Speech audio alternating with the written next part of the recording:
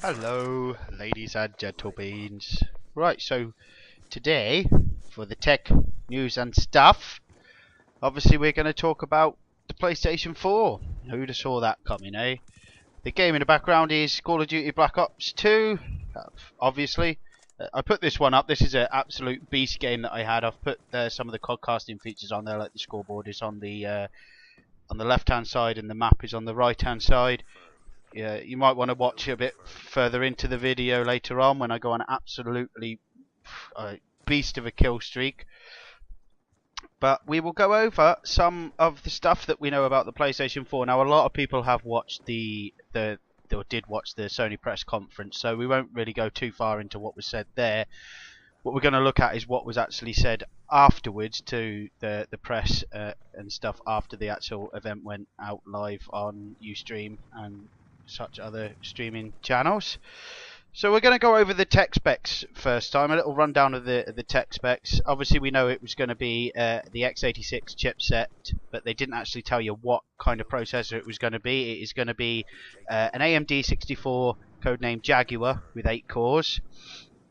To be honest, I know that an AMD processor is not fantastic for gaming. Xgrad originally, when he built his PC, had a 64 AMD, and he said it was absolutely terrible. He much prefers it now that he's moved over to Intel as opposed to AMD. Obviously, with it being an AMD processor, we're expecting the GPU to be an AMD as well, which it is going to be, but it will be a next generation Radeon based graphics card that's in it. 8 gigabytes of GDDR5 for the memory. Now, GDDR5 is a bit of an odd one, considering GDDR5 is normally reserved for graphical interfaces rather than actual RAM, which begs the question: is it actually going to be all 8 gigabytes dedicated to the actual memory of running the system, or is some of that actually going to be used for the graphics processing as well? To be honest, we don't know that, but it's possible that it is going to be. But we shall obviously just have to wait and see. Probably maybe announce more at E3. The hard disk drive is going to be built in, so no interchangeable hard disk drives. As from what they said, it is going to be a HDD, not an SSD. So maybe a bit of a compromise there. Probably price more than anything, I should imagine. It doesn't say how big the hard disk drive is going to be. I should imagine it's going to be in the range of probably the lower end one's probably going to be about 250, 500 gigabytes maybe, and then you're going to end up having the higher end ones at being 1 terabyte. Now, with it being built in, obviously it's not going to be, or possibly not going to be, interchangeable. So you're not going to be able to buy the 250, the 500 gig version and then swap it out for a terabyte version. It's possible it might make the words might be like the new Xbox Slim is, where it's kind of built in, but you can still remove it and change it for another one. Optical drives, obviously they're going to be read only. You're not going to get no writing software on a console. But the Blu-ray disc drive is going to be a 6 times speed, and the DVD drive is going to be an 8 times speed. Not amazingly fast speeds there for the DVD drive and the Blu-ray drive, but with it being a console, it's not 100% necessary to have overly fast read speeds on the optical drive, considering that a lot of it seems to be going down the route of being actually hard drive based and download based, digital game based and everything like that. I mean, it's a lot better to install your games and run them from the hard drive rather than it is from the disc anyway.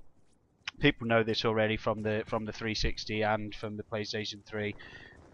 It seems to be a lot faster. Well, it is a lot faster to actually install the games and run them that way rather than it is to run them straight off the disc. The I/O on the back, or back, front, whatever you want, it's going to have USB 3.0.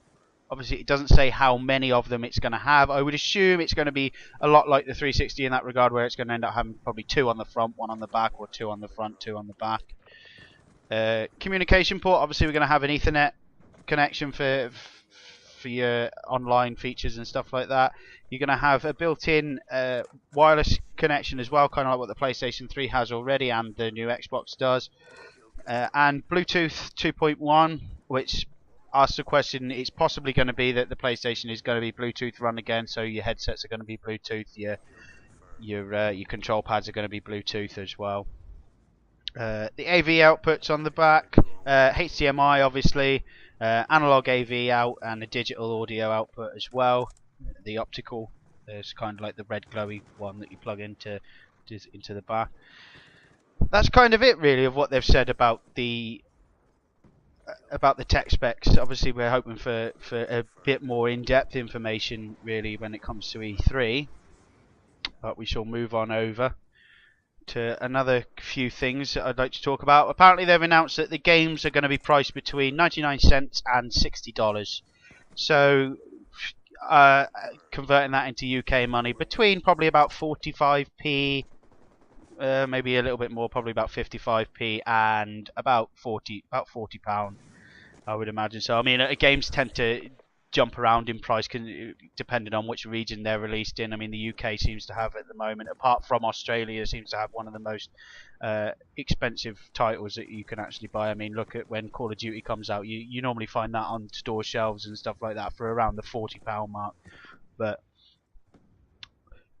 they obviously did say that you'll be able to sample titles prior to purchasing them, which kind of, I suppose, is going to be like a demo feature, but like they said in the conference, it's going to be much more of a less dulled down version of a demo. It's going to be more like you get to play. So I would imagine get to play the first hour or so, or the first 30 minutes or so of each game before you actually decide to actually buy it.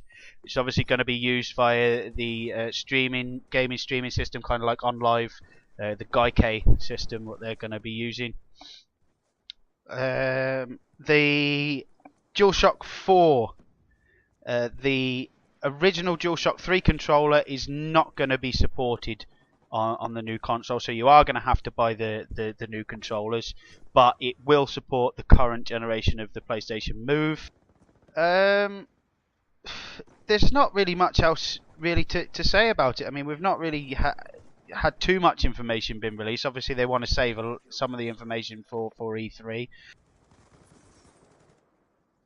That is it. We will go over some more possibly when more stuff is released, and I will see you next time. Bye.